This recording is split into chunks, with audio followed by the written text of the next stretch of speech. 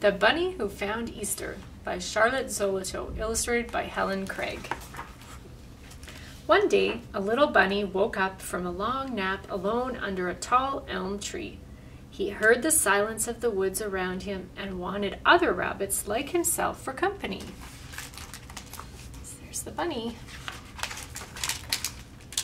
"Can you tell me where I will find other rabbits?" he asked a sleepy old owl in the elm tree. "Other rabbits," said the owl. "Why are there always rabbits at Easter?" "Where is Easter?" asked the little bunny eagerly. But the old owl had dozed off to sleep again in the bright sun. It must be some place to the east, thought the bunny, and he set off searching. It was a hot summer day. The leaves in the trees stood as still as painting against the blue sky. The bunny found a pool of water, and down in the water silvery trout flashed by. But there were no bunnies about. Then, this can't be Easter, he thought, and he went on his way. He came to a field full of daisies. There was a hot summer daisy smell over the field, and the bunny's nose twinkled. A big, slow bumblebee hummed by. But in all that whiteness of daisies, there was no whiteness of bunnies like himself. "This isn't Easter," the bunny said, and he went on. Once he was caught in a summer storm. The sky looked like night. Suddenly, a streak of lightning, the color of the stars, forked through the sky. Great rumbling rolled from one end of the world to the other. The rain came down so fast that the bunny could hardly see the mountain laurel just ahead. Slowly the rumbling rolled by. Slowly the sky brightened. Slowly the rain stopped. He could see the mountain laurel with the wet, shining leaves, each flower cup filled with one sparkling drop of rain. But he couldn't see any other bunnies shaking the rain off their wet white fur.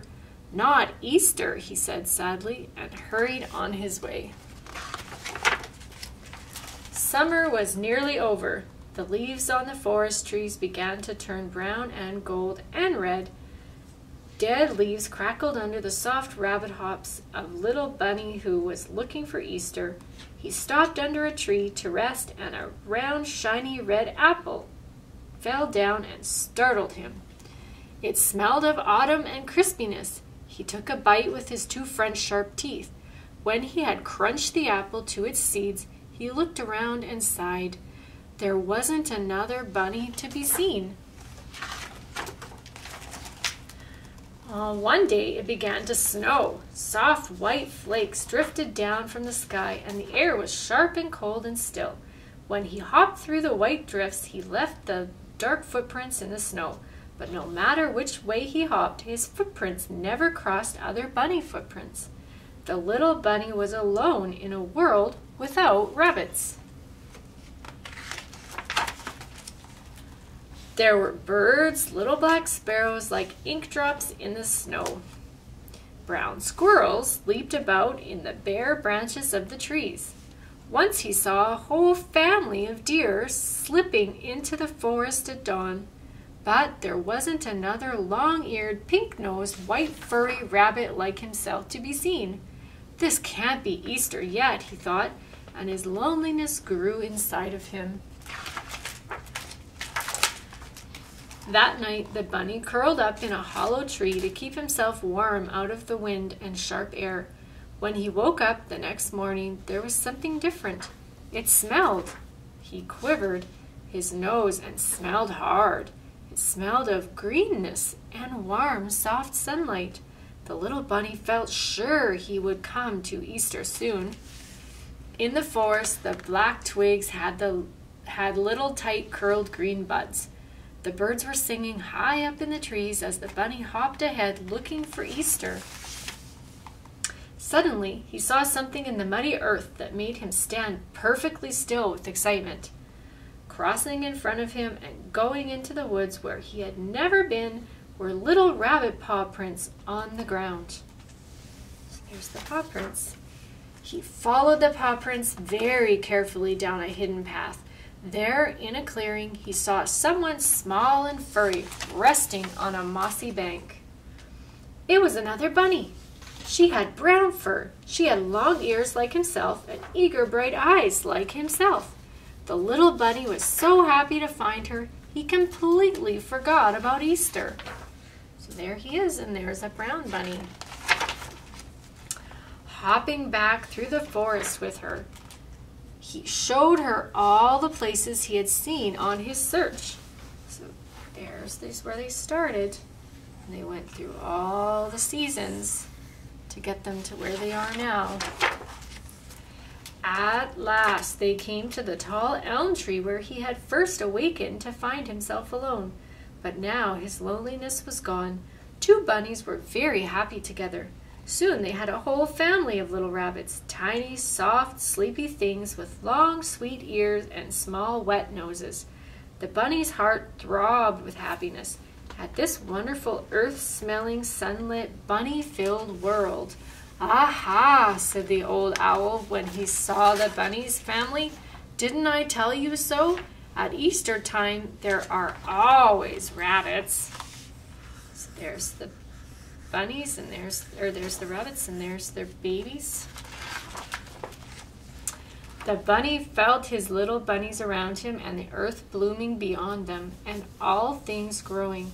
He understood at last that Easter was not a place after all, but a time when everything lovely begins once again.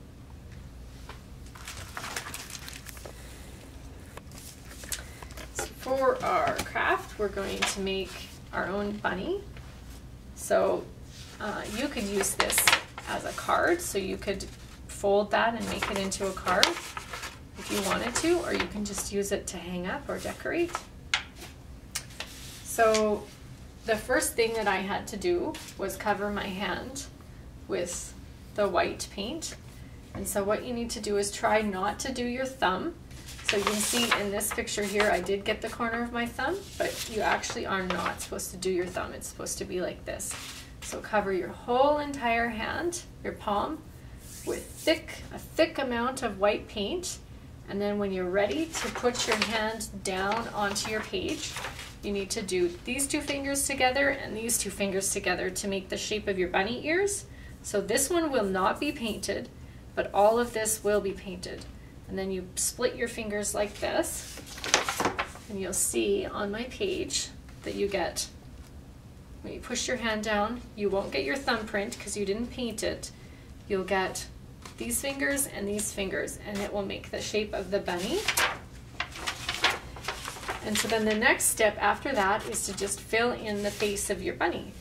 So I have some markers here, and I'm going to add some pink in the ears for the inside of the bunny's ears. They're always a little bit pink. So you can do that however you want, whatever shape you want. So that's the inside of my bunny's ears. And then I'm going to do a bunny nose. So I'm going to do a big round button for my bunny's nose. And I'm going to do some black circles for my bunny's eyes.